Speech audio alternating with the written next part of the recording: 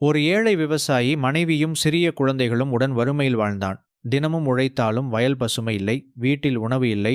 குழந்தைகள் பசியில் ஆள அவன் இதயம் நொறுங்கியது. அவனுடைய கண்களில் கண்ணீர், உள்ளத்தில் வேதனை.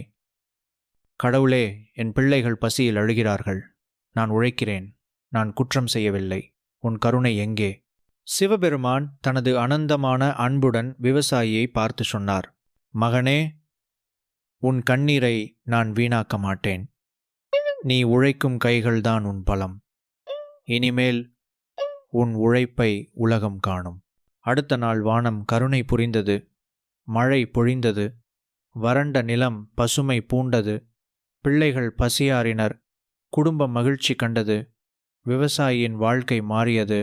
இந்த கதை நமக்கு கற்றுத்தருவது, நம் உழைப்பையும் நம் உண்மையையும் கடவுள் ஒருபோதும் விட்டுவிட மாட்டார். கண்ணீரின் பின்னால் கருணை நிச்சயம் வரும்.